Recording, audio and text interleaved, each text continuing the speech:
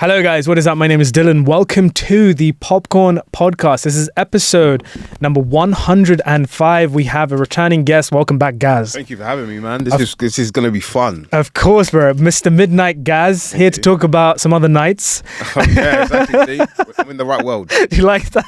I don't know if I fit into the spec of a particular night. What's the spec of a particular night? I don't know. Nights are meant to be, Sir Dunk and Sir Bronn, and I don't know if I fall into that, but we'll see. Well, you mentioned Sir Dunk and Sir Bronn, two very different characters. So who knows? Different types of nights. Yeah, guys, we're going to be talking about A Night of the Seven Kingdoms in this episode. Of course, myself and Gaz are huge fans of A Song of Ice and Fire, of Game of Thrones, of House of the Dragon. So you know that once the season had finished, we had to get talking about it, and I could think of no better guest than Mr. Midnight Gaz himself to come on and join me for this conversation. What's this? Yes, you were previously on for House of the Dragon season 2. Yeah, man. It was last year before.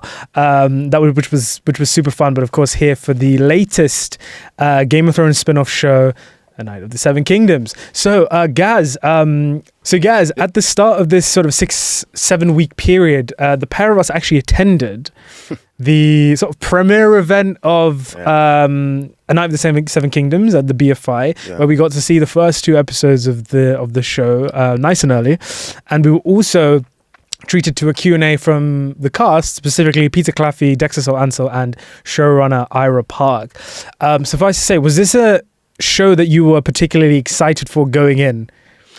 I would say it was a mixture of intrigue and excitement. Yeah. Because I don't know how you felt about House of the Dragon season 2, but I feel as though for the most part, the fan base of that particular universe felt let down by the final episode in season. I enjoyed season 2 as a whole up until that final episode. So I didn't have the bittersweet taste in my mouth that I think other people did. Saying that, I didn't love the final episode, and I think you could see it was like sewn together into like 2 or 3. Yeah, because they originally were supposed to be 10 episodes, right? Yeah. I think the writers strike alongside. Yeah. I'm going to assume budget or whatever, because those dragons must cost a lot to they do, put man. onto screen. Definitely. I didn't have a distaste for season 2, and I bring that up because obviously it's all part of sort of the connective universe, and I think you could argue there's a large part of the fan base from the back end of Game of Thrones into House of the Dragon who have felt either this is HBO cash cowing this sort of universe and trying to pull as much as they can from it, or they just felt as though the quality has just continued. It's not reached the heights of those first 4 seasons of Thrones. So that's my reason for bringing that up. And I think going into A Night of the Seven Kingdoms, I was just intrigued because of the way it was sold to us. Don't know how much you knew. Yeah, I'm kind of was on a similar trajectory. Let's not be around the bush. Anything Thrones related is always going to get us watching. We're always going to have a certain level of excitement to be back in that world. And Night of the Seven Kingdoms, for me, I was kind of, I don't know if it was deliberate or just sort of completely accidental, but I wasn't getting it on my feed too much. I wasn't seeing an awful lot about it in the lead up to it. So I knew it was there. It was in the peripheral for me, but it sort of just hit. And then I remember, Sky, I got the email from Sky and they were just like, we've got, Was you excited? Yeah, and I was just like, oh my God, Night of the Kingdoms coming out in a couple of weeks. This is sick. So I found myself jumping back into the sort of Game of Thrones hype, Game of Thrones. So I was getting progressively more excited, and but I didn't know. I didn't have an awful lot of expectations for the show. I knew it was going to be very different, and I knew we were going to be following Sir Duncan the Tall and Egg, who we'd heard previous. Did you know much about them beforehand? Yes and no. The whole Sir Duncan the Tall, I knew he was a distant relative of Brienne of Tarth. Right. I knew that Egg was Aemon's brother. That came as a shock to a lot of people. Yeah. Get into. That was funny. Yeah. It was Aemon's brother. But aside from that, I hadn't read The Hedge Knight. I hadn't read the novellas that the show is based on. But cautiously excited, cautiously optimistic for Night of the Seven Kingdoms. We watched the first 2 episodes, and very, very early on, it's very immediate that this is a very different show. Very different show. I also think that's partly the reason why I wasn't super excited going in, because usually with Game of Thrones and House of the Dragon, it's the the sense of grandeur and royalty and these houses doing battle with each other in the throne room, outside the throne room, that really get you excited to see who's gonna come out on top. Tension of it all. Exactly, the political tension. Whereas this felt like a very much a departure from that, very much a different story following these two unlikely characters. There's no fantastical element to this. No fantastic. This is after the dragons are dead. Yeah. But yeah, watch the first 2 episodes and really enjoyed them. Yeah, really enjoyed them. I have a question for you. Yeah. You brought it up. You said Sky invited you. Don't you think it's quite cool that they know or think at least, oh yeah, he's a fan of this, so we're gonna invite him to this. And Shout out to Sky. Yeah, I mean that's really cool that they're aware of. I think so. Yeah, because they could get huge creators for this. Like huge. I'm not saying you're not huge. I'm not. Yeah, no, I know. I mean, I've sort of progressed and regressed recently. We're back up. But yes, I did some work for them for House of Dragon season 2, and I was at the premiere for season 2. So it's cold. Yeah. So I have a good relationship with the Sky team there. But yeah, it's super nice. I mean, it's always nice when they get like creators who are genuinely fans of the show. Have you seen Game of Thrones Historian on your feed? Yeah, she was there, and I was like, she was dressed up. She was all dressed up and everything. Yeah, I've seen you on my timeline on my FYP for years, and you're like the Game of Thrones historian. Yeah, absolutely. Super cool. Maybe we'll get her on for House of Dragon. House of Dragon. Yeah, cool. We'll see. But yeah, really had a nice time with the first 2 episodes. Had a little Q&A with Peter Claffey and Dexter Salt Ansel afterwards, and immediately off the bat, these two are just as lovable in real life as they are in the show. 100%. Great chemistry there. Dexter, this little kid, he's so lovable. Superstar. Man. He is. He's going to be a big superstar. I think what was interesting with him, and you see it in the show, and you see it we saw it in the Q&A. I think he's aware. I'm gonna assume he's aware of the fact that he has star quality, but I wouldn't say in a sense of or in a way of like he's like braggadocious. Yeah, he's just a kid at the end of the day, of course. But like you can tell he knows how to sort of own the moment. Oh yeah, and how to speak to people and like capture your attention. Yeah. So very emotionally intelligent. Yeah. Super. Definitely. And Ira Park, the showrunner, and I'm going to tell you this, right? This is my bad, right? But they say don't judge a book by its cover. And Ira Park, he sort of just comes in, and he's the showrunner for Night of the Seven Kingdoms. And I've immediately in my head comparing him to Ryan Condal and David and Dan. These guys who have had quite a bit of experience in the industry, etc. This is going to sound super mean, but they look like they mean business in a lot of ways. And proper. Yeah. I'm going to say this, like, well-groomed, and he just came in. Came in with a hoodie and sort of, he looked a bit like a high school student or something. He could have been looking after Dexter for the evening or something. Exactly. I was like, what? This guy's the showrunner. Yeah. And I was like, I watched the first 2 episodes and they were super wholesome. But then coming away from the 2 episodes, I was like, okay, so it's going to be this kind of show. They're not going to do any like huge like set pieces, or it's not going to be anything like we've seen. Boy, I was wrong. Wow. Mr. Park, I do apologize. I was not aware of your game. Yeah. It's a serious game, actually. Yeah. Okay, so Gaz, let's go on to talk about the show itself. I'm going to do a little plot synopsis. We'll get the ball rolling on this. So, and of course, guys, spoilers for A Night of the Seven Kingdoms if you have not yet seen the show. Be careful. Yes, be careful. Based on George R.R. Martin's The Hedge Knight novella, set 89 years before the events of Game of Thrones and 77 years after the 2nd season of House of the Dragon. A Night of the Seven Kingdoms trades dragons and dynasties for something much more intimate. This is the story of 2 unlikely heroes wandering Westeros. Sir Duncan the Tall, a young, earnest, slightly naive knight with more heart than heraldry, and his sharp, diminutive squire, Egg. The Targaryens still sit on the Iron Throne. The last dragons are fading into memory, and while the realm appears at peace, great destinies, powerful enemies, and dangerous exploits quietly await these improbable companions.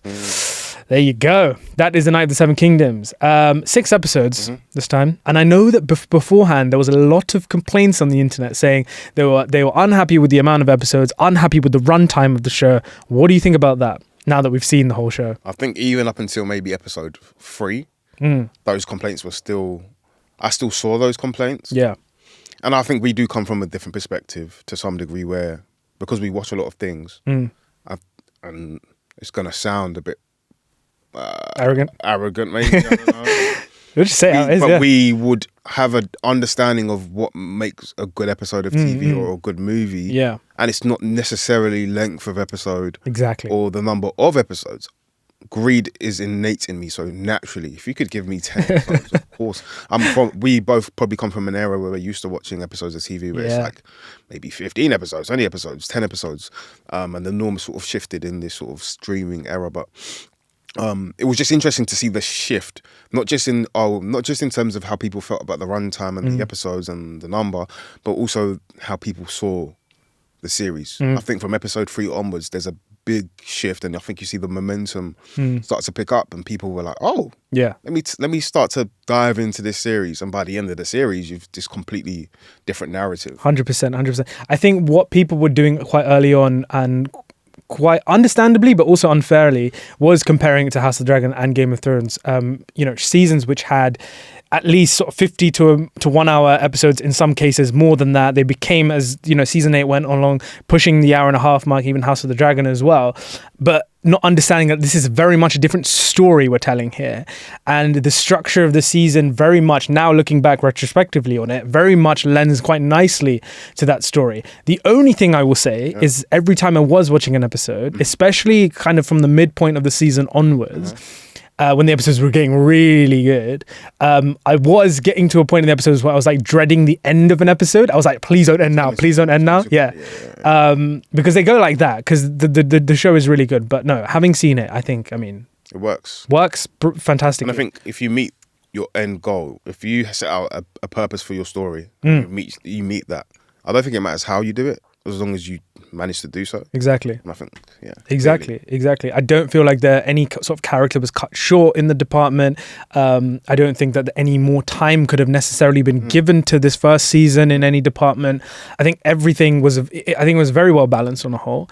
And I think I had a really, really, really enjoyable time with it. Every Monday I was looking forward to coming back after work. I liked your reaction. The reactions, yeah. Really cool, man. But so guys, favorite things about this first season. What are we saying? Should we talk about Dexter as Egg? What like we just said, kid's a little superstar, isn't he? Yeah. The relationship that these two unlikely characters have is just infectious. You are completely sort of sold by their relationship. Yeah. They're both characters who are trying to find their place in the world. One is running from this lineage that he hates, for lack of a better phrase, and the other is running. I think he's trying to run towards purpose and like his place in what lineage would look like, because he's never really had that. I think that's the interesting part, is one's running towards it and one's running the complete opposite way, and they end up meeting while trying to do so. Yeah, exactly. One's running towards the idea of what he thinks will give him purpose, this idea of being a knight, and the other is running away from the kind of castles and the sort of fancy dinner tables and whatnot, because in terms of Targaryens, he's not like other Targaryens. He doesn't quite fit. He seems to be the kind of black fish of the family. He's kind of the odd one out. I don't even think that's the interesting thing. Yeah, absolutely. About Egg is he isn't like them, but then neither was Aerion at one point. I think that's what Daron says in episode 6 to Dunk when he's trying to convince Dunk to take Egg to Squire. He says Aerion wasn't always a monster, and I think Egg is also I think that's the point. That's the point of the entire series for Egg's character, anyways. That he isn't necessarily that way, and we aren't necessarily born one way. Yes, it's environment, and it's who we are, and it's who we're around, and it's proximity to. For example, for Egg, it's proximity to power, it's proximity to expectation, and proximity to this weight of being a blood dragon, which could weigh you down. And I think we see that with Aerion, for example, because he's the complete opposite. He sort of dives into the expectation of what a dragon is, even though he doesn't understand it. Yeah. And I think he overcompensates for that. Definitely. And there is still a question of Egg, even though he doesn't seem to be like other Targaryens. He's still very young, so there is that idea of who this person will eventually become. You see his hair growing back at the end. Is he going to be more in line with his brother, or is he going to be more in line with someone like Baelor? Speaking of which, MVP of this season, man. Oh my god, Percy Carvel is so good, man. I was speaking about this with you follow Real Takes, right? Yeah. Speaking to him the other day about this, and I said, impact, considering the lack of screen time, was incredible. Absolutely. Yeah. And I think we speak about sometimes when we speak, obviously I know it's a completely different topic, but people speak about the Oscars and they might say, this actor only had a certain amount of screen time, and impact is the most important thing. 100%. And I think he made the most of every single scene he was in. He conveyed this sort of, you could feel the power and the gravitas of the man, but the humanity at the same time. Yeah, definitely. Which I think obviously plays into the fact that he's part Dornish, his mum's Maria Martell. Yeah. Doesn't have the silver hair, doesn't have the dragon expectation. His father Darren's supposed to be a good king as well, so you can see all of those elements in the character. And I think every time I heard or saw Bertie Carvel speak about the character, I could see, you understood the assignment 100%. completely. 100%. I also think what I quite like about A Night of the Seven Kingdoms, which I guess was, I kind of expected it a little bit with House of the Dragon, but didn't get it. What I like about A Night of the Seven Kingdoms is how it portrays different shades of Targaryen. So with Targaryens, with Game of Thrones, we're bred to believe that Targaryens have this wild bloodlust in them, this surge for power, the right to conquer and to rule. And with House of Dragon, the show is essentially all about that. It's all about this family, the civil war between the Targaryens, and they're all fighting for the throne.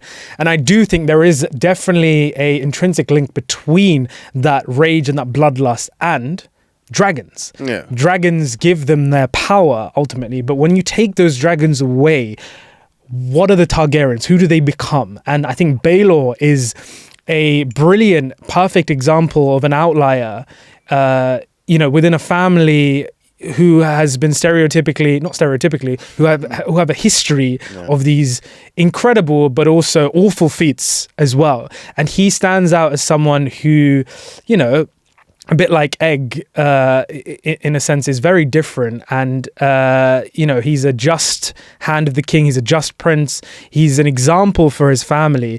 And also how his character sort of impacts those around him. Even his brother Maekar, right, isn't this outright evil person. Towards the end of the season, you do see these other levels of humanity there. One of my favorite shots in the season is Maekar putting his hands on Egg as Egg is sort of going into his brother's room with a knife, and like he's calming him down. It's such a beautiful moment between these guys, and you actually do look at this family, you're thinking like, this is, there is much more complex things happening here. Yeah. And I think it's absolutely brilliant. Another standout character from the season was Lyonel Baratheon. Daniel Ings. Yes, Daniel Ings indeed. Another great character. Yeah, for sure. They first meet in episode 1. Episode 1.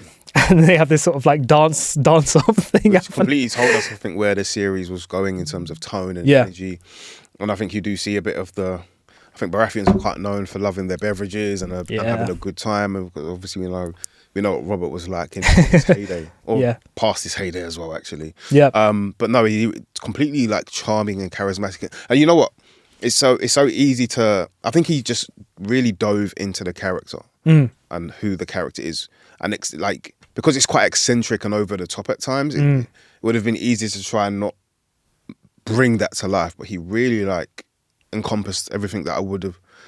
Now that I've seen it, everything I would have wanted for the character. But you also see he really clearly loves Dunk. Yeah, he does. Yeah, he does, man. And he's kind of heartbroken at the end where he refuses to go with him to Storm's End. Yeah. And there's definitely some complexities there with that relationship and the reasons as to why he's siding with Dunk so easily. Like, he becomes very fond of him very early on in the show, and then comes sort of episode 4-5, he's right there in the Trial of the Seven alongside Dunk and sort of doing battle to the death for him. Yeah. So don't you think the scene where in episode 6 where, and it plays into something else that I've just thought about with this series, where Lyonel says something along the lines to Dunk, where he says, we fought for you too. You're mourning over the passing of Baelor, who's a prince, who's a Targaryen, and okay, yeah. But we fought for you too. 2 other people lost their lives fighting for you. And I think he said a good Targaryen is a dead dragon. It leans into something that Raymond Fossaway said earlier on in the season, where I think he called Targaryens incestuous aliens. There's this disdain that seeps through across Westeros for the Targaryens. Absolutely, yeah. And I think those 2 characters and how they felt is a representation of how wider Westeros views the Targaryens. Definitely. There's so much world building going on with those different perspectives, for sure. I think with that reaction, it was super interesting to see, because it was like he was basically saying how Baelor, he didn't take any real risks. He was the hand of the king. He wasn't going to die, but the gods don't favor a fraud. So that's what happens. And obviously Dunk is completely consumed by guilt. He's lost the 7 kingdoms, or the 9 kingdoms. A true king who could have really done some good in the world. I think George R.R. Martin, I saw a clip of him talking, Baelor's death was one of the major turning points in Westeros, because he could have really done some good and could have really made some good changes there, but the gods said otherwise. Yeah, speaking of Dunk, Peter Claffey, I mean, coming from a sort of background in kind of rugby, professional rugby, and then now he's sort of come onto the scene as Sir Duncan the Tall. This character, like we're going to see him everywhere now. Yeah, I think so as well. Yeah, he's a character who says Sir Arlen of Pennytree more times than I can count in this. Clearly loves Sir Arlen of Pennytree, but you see like both the desire and the need to find purpose and his idea of what a knight is and how that changes through the season. I think it was great. And I think episode 5 as well, which I think was the best episode of the show, probably. The trial starts, he gets hit on his ass and he goes unconscious, and then you flash back to his backstory. Yeah. And you get... It was so necessary, by the way. 100%. Because people were complaining about... I think people saw the teaser for episode 5 after episode 4, and they were hoping for like a complete episode of 5 Battle of the Bastards kind of thing. And I think the trial of 7 was one more just so realistic in terms of how brutal it can be compared to Battle of the Bastards, where Jon Snow just seemed to like evade any harm whatsoever, apart from maybe 1 or 2 times he got like everyone was sort of enclosed. Yeah. Generally speaking, Battle of the Bastards was great spectacle, but kind of unrealistic in my opinion. Interesting. I think the Trial of 7 really captures how brutal and how painful that was for Dunk. And I think seeing that for half an hour, because I was genuinely flinching at times, like, oh, wouldn't want to go. Yeah. He gets his ass handed to him, and he gets beat down, stabbed, cut, his eye gets gouged. All sorts of kind of pain that he goes through. Couldn't watch that for half an hour. Yeah, no, exactly. It would have been a bit too much, I think. And also, really, like you said, like it kind of required that sort of retrospective look on his origins of how he was sort of in Flea Bottom, and he had like a sort of child companion, Rafe, who was brutally sort of just taken from him, and then Sir Arlen, how he comes into play, and he's sort of this drunken knight kind of saying leave the boy alone, and how he fights, and he in that kind act of service is completely sold by this ideology of being a knight. Every knight must be like this, right? No.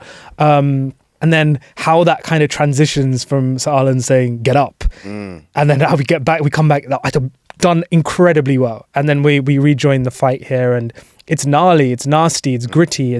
You see his perspective, the camera is showing his perspective, there's maces flying around, there's mud, there's swords going into... We also get the crowd's perspective, which kind of exactly, shifts. Exactly. Obviously, Egg is like our eyes and our ears, because we also want him to get up. Get up, sir. Get up, Sir Duncan. Yeah. Get up. Why? Oh, that was incredible, by the way. It's going to be my new alarm. Incredible stuff. So good. And even in the episode before, the way the 4th episode ends, I will take Sir Duncan's side. Game of Thrones music starts playing. We're back, bro. We're back. Such good moments of this first season. I've got a question for you. Yeah. What do you think about the costumes in this season? About to come on to that, bro. The armour, particularly. Another level. Never seen armor quite like this in Game of Thrones. Yeah. Attention to detail seems to be. Considering they had a lesser budget, naturally. Yeah. Work. Arian's armor completely embodies who he thinks he is, right? Yeah. He thinks he's the guy. His helmet is very much. It's almost like trickster-like in a way. But yeah, so much aura, man. And even like Maekar and Baelor's armor, similar, but equally just glistening. And the robes, like the Targaryen robes, had this sort of like simplicity, which I really enjoyed. But then they still felt very steeped in Targaryen lore. Yeah, absolutely. Even, and you get to see like there's this wide shot of the 7 on their horses as the trial is beginning, and you see like Lyonel Baratheon's stag helmet. It's incredible stuff. It's really, really incredible. And going back to the fight, just how well done and well choreographed that was as a whole. The emotional stakes it had, and at the end we have this tragic moment where Baelor takes off his helmet, and That's it. It goes to show though, like, because some people, I know people who were saying, "Oh, there's no dragons. Oh, there's nothing fantastical about the series." But I think the fantastical thing about the series is the lack thereof of it, in terms of some of these characters like an Aerion grasping towards the fantastical element, whereas you've got Egg completely running the opposite way from that. And I think what this series does well is shows you can still make people invested in a character without the sort of grand CGI dragon-esque. 100%. Don't get me wrong. Yeah. Bring on season 3 of House of the Dragon. I'm going to be give me Caraxes and Vhagar. But at the same time, you can make people invested in characters just by it's not simply done, by good writing. Absolutely. I think, and not to call anyone out, I'm not saying this anyway, but I do think that if anyone says, but like they don't have dragons, that doesn't really, then you miss the point of why Game of Thrones was so special in the first place. The first 4 seasons doesn't even have... It's the best of the entire series. Exactly. There you go. The show was never successful because of the spectacle of the dragons. Yes, that became a huge part of it as it was pushing that cinematic boundaries of television towards the end of seasons, but it was always great because of the characters and the politics and the story and the writing behind it. So yeah, fantastic, and completely agree with you on that. I actually want to bring your attention to one thing, which I was doing a little bit of research. I say research. I was doing some calculations the other night, and not to say the episode ratings are the be all and end all, but I'm going to take you through the IMDb ratings for A Night of the Seven Kingdoms per episode. Cool. So, episode 1, The Hedge Knight, was an 8.2. Episode 2, 8.4. Episode 3, 9.1. Episode 4, 9.6. Episode 5, 9.5. And episode 6, 8.7, which gives the first season of A Night of the Seven Kingdoms an average rating of 8.92. Now, I went back into Game of Thrones and I went back into House of the Dragon and actually calculated the averages of each season. Just before I reveal this to you, where do you reckon A Night of the Seven Kingdoms lands in the grander 11 seasons of Game of Thrones that we've had? It will sit second, so in between House of the Dragon and Game of Thrones. I think Game of Thrones might just still be top. But then the back end of Thrones, there's some of the ratings for Thrones at the back end of the season 8 were bad. I'm pretty sure the finale of Game of Thrones got like a 4 or 5. So some episodes, yeah. I'm gonna say in between. In between. So we're saying middle of the rankings in terms of okay, cool. Some of the results here might shock you. So, in last place, in 10th place, we of course have Game of Thrones season 8 with an average. Oh, you meant sorry? I was thinking series. No. Okay. No. Yeah. I would say A Night of the Seven Kingdoms will be third. Okay, cool. That's your prediction. Okay. So yeah, like I said, the results might shock you here. So, in 10th and final place, we have Game of Thrones Season 8 with an average rating of 6.4 per episode. In 9th place, we have House of the Dragon Season 2, which has an average rating of 7.79. That's fair enough.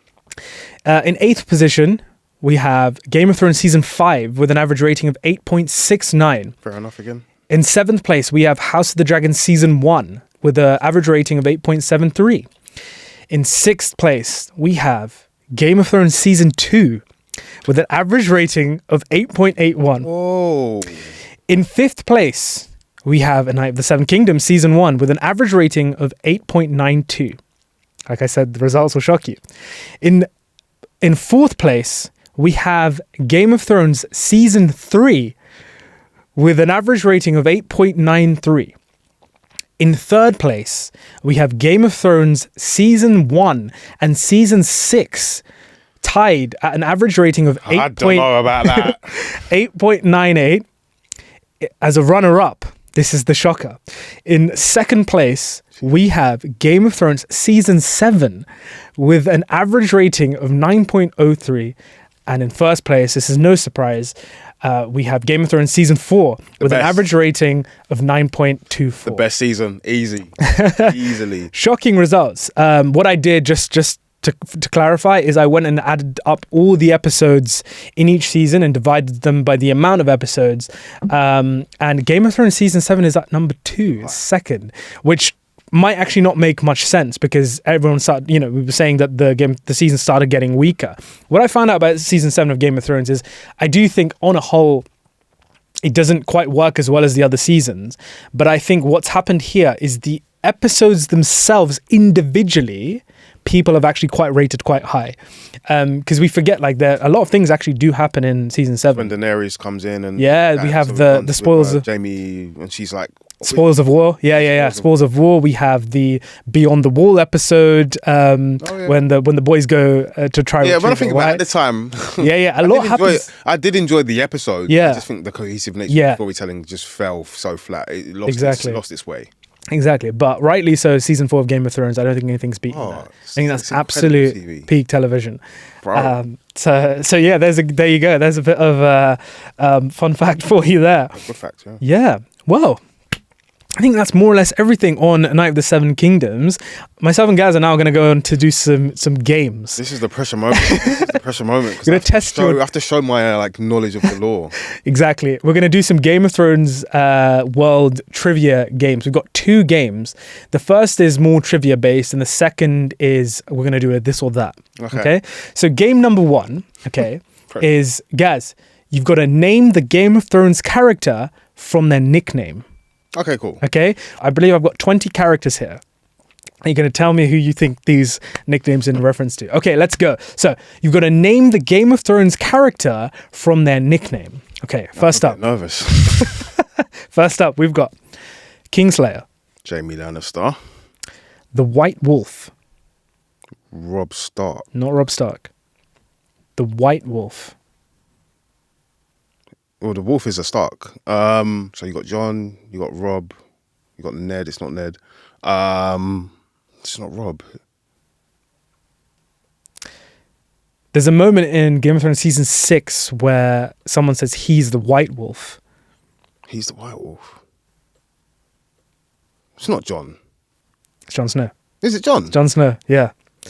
Jon Snow. Oh, man. Yeah. That was so obvious. It's the King in the North moment, when the northern he's the White Wolf. Yeah. That's poor for me. There you go. The White Wolf. Up next, we've got the Hound.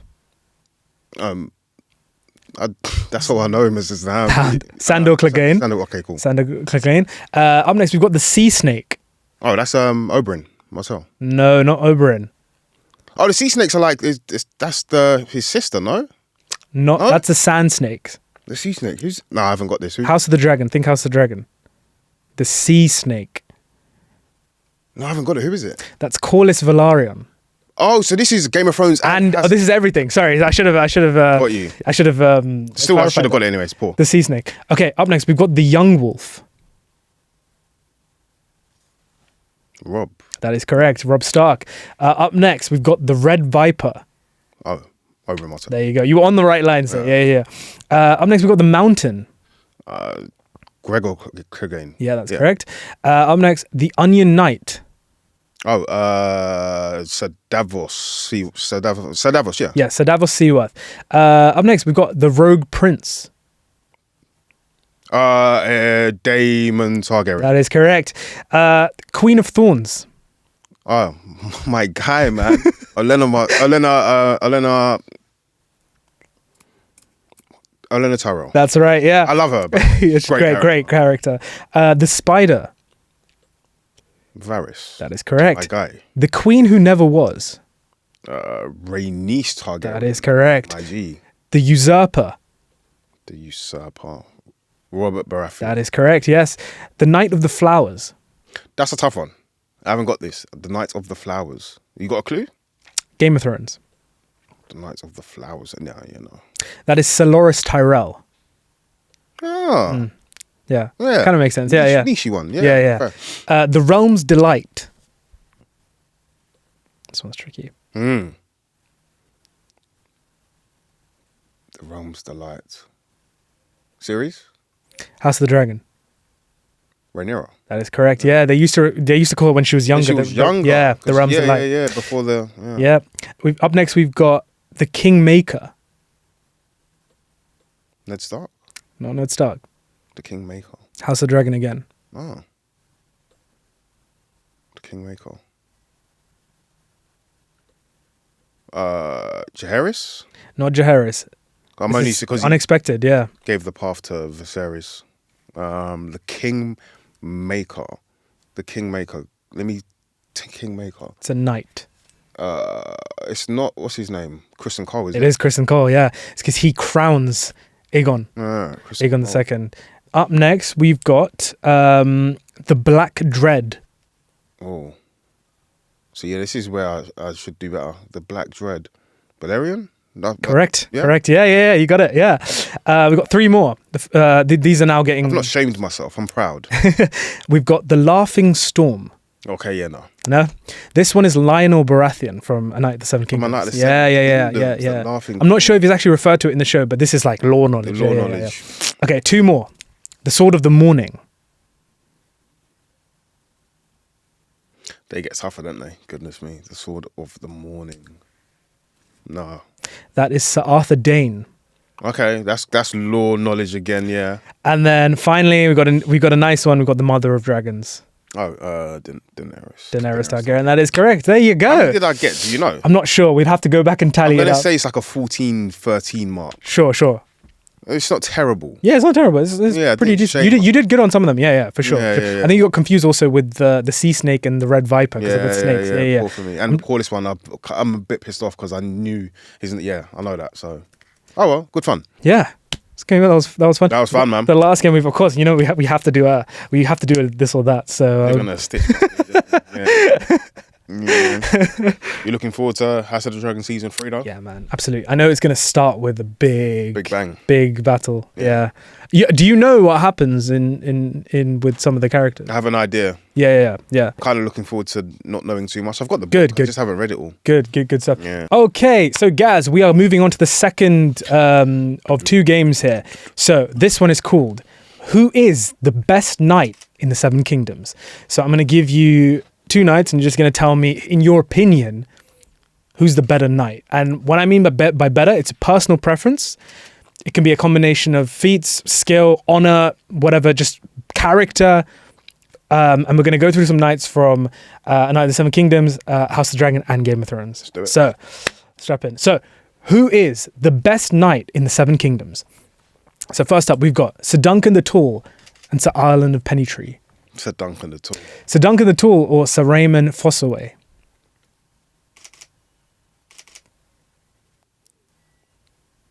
Sir Raymond Fossaway. Oh my God. Do you know why? I think he was really, really brave. Bro was knighted 5 minutes ago. And I just think there was so much bravery in what he did, and he didn't have to do what he did.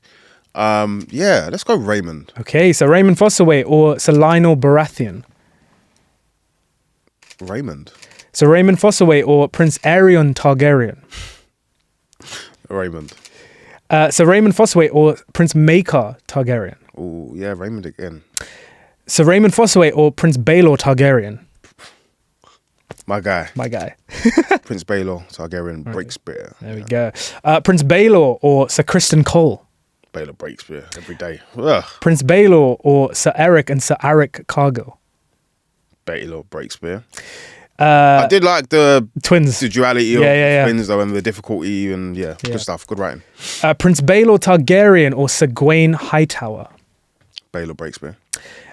Prince Baelor Targaryen or Sir Harwin Strong? Baelor.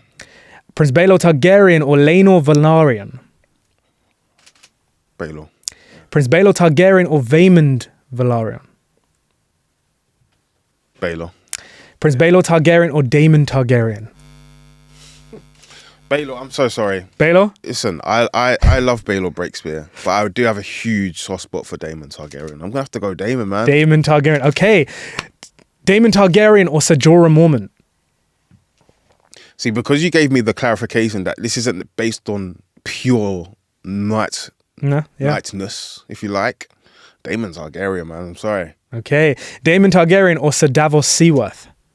Ooh, Sir Davos is a brave man. Honourable man as well. My reasoning has been so wishy-washy. I'm going to go Daemon, man. Daemon Targaryen or Stannis Baratheon? Oh, Daemon Targaryen. Daemon Targaryen or Robert Baratheon? Daemon Targaryen. Daemon? Daemon, yeah. Daemon Targaryen or Sir Loras Tyrell? Oh, Daemon, Loras Targaryen. Ugh. Daemon Targaryen or Sir Bronn of the Blackwater? Woo! Sir Bronn was a great character, man. And I like the fact that he didn't necessarily epitomise what you would expect. He didn't care for the particular expectations of how a knight should fight. It was about survival, but he was still skilled. Who'd win in that fight? That'd be interesting. I'm gonna go Daemon. Daemon Targaryen or Sir Podrick Payne? Daemon. Daemon Targaryen or Sir Ilyn Payne? Daemon. Daemon Targaryen or Sir Meryn Trant? Oh, Daemon. Couldn't stand Sir Meryn. Yeah, horrible man. Daemon Targaryen or the Mountain? There we go. Hey. Daemon. Daemon Targaryen or the Hound? The Hound is great. Daemon. Daemon Targaryen or Tywin Lannister? Woo-hoo-hoo! Tywin's my guy, man. Tywin's my guy, man. Tywin Lannister or Sir Jaime Lannister? See, by the way, this is a mess, right? I'm gonna admit, yeah, if this turns into like gets clipped, I'm admitting the mess here. You say Tywin or Jaime.